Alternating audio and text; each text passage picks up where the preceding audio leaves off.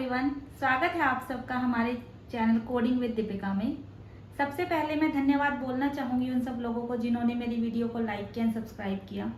जैसा कि मैंने अपनी लास्ट वीडियो में बताया था कि इस वीडियो में मैं शेयर करने वाली हूँ अपनी journey from school to college and then paper तक का सफ़र। तो let's start the video.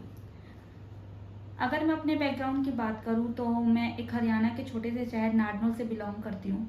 So from the school time I have been a very studious student. चाहे फिर क्लास में फर्स्ट आने की बात हो, मॉनिटर बनने की बात हो, डिबेट कंपटीशन की बात हो, राइटिंग कंपटीशन की बात हो या कोई भी competition, so I was the first choice for my teachers.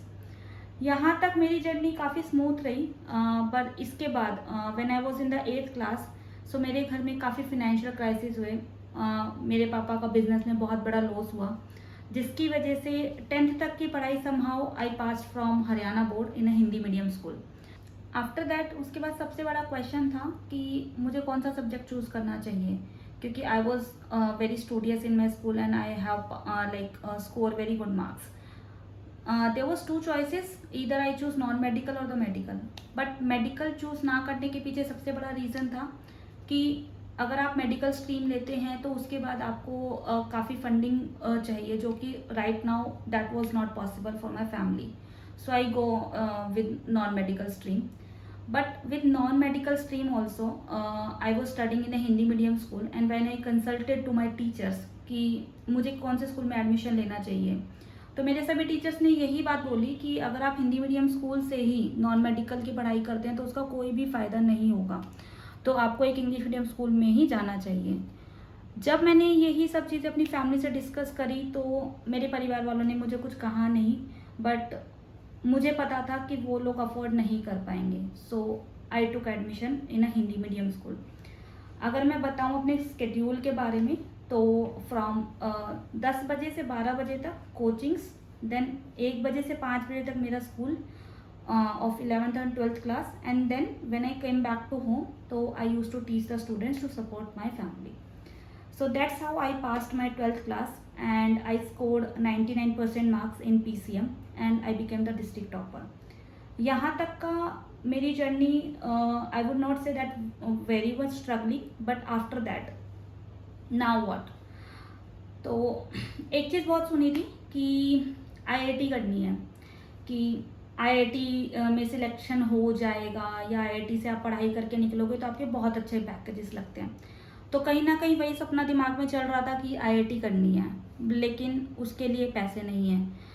तो I was very hopeless and when I was discussing these things, so ये एक ही चीज़ बोली जा रही थी कि अगर पैसे नहीं हैं तो आर्ट्स ले लो, कॉमर्स ले लो।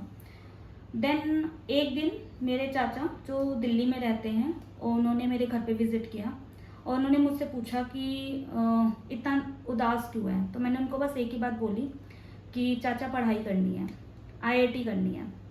उन्होंने मुझे बस एक ही बात बोली कि मेरे साथ चल और मैं तेरी पढ़ाई करवाऊँगा। मैंने दूसरा पल कुछ भी नहीं सोचा, अपना सामान पैक किया और मैं दिल्ली आ गई।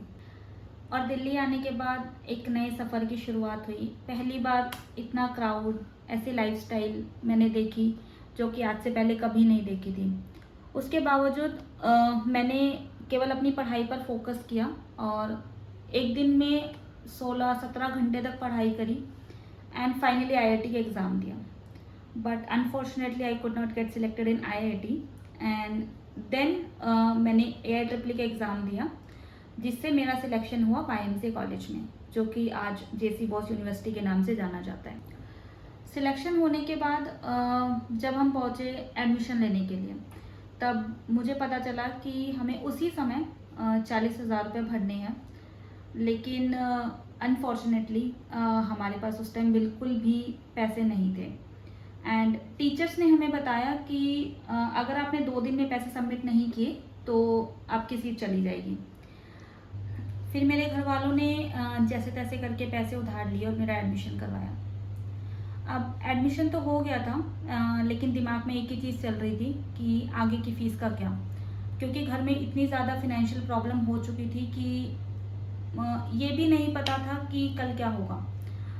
तो इसके लिए मैंने सोचा कि एजुकेशन लोन लिया जाए। तो मैंने एजुकेशन लोन लिया जिससे कि मेरी पूरी एकेडमिक फ़ीस बैंक से यूनिवर्सिटी को ट्रांसफ़र की जाती थी।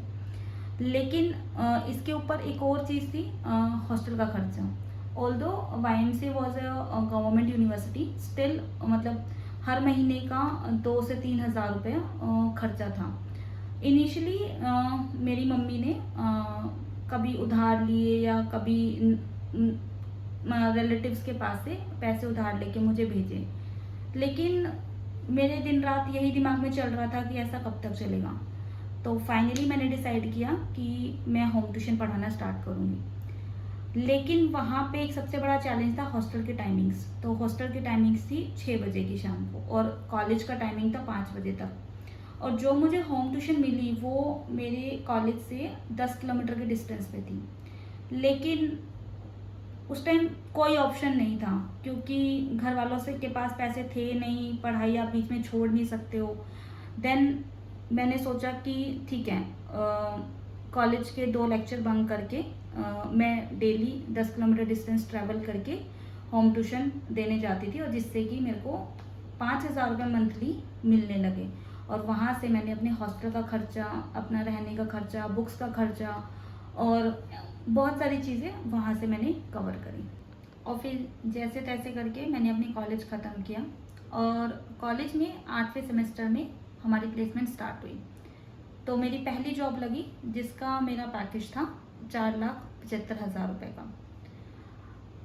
अब एक बहुत हैरानी वाली चीज़ हुई कि जब मैंने इंडस्ट्री में पाँव रखा तो मुझे पता चला कि जितना आज तक हमने कॉलेज में पढ़ा है और जो हम इंडस्ट्री में काम कर रहे हैं वो बहुत अलग था।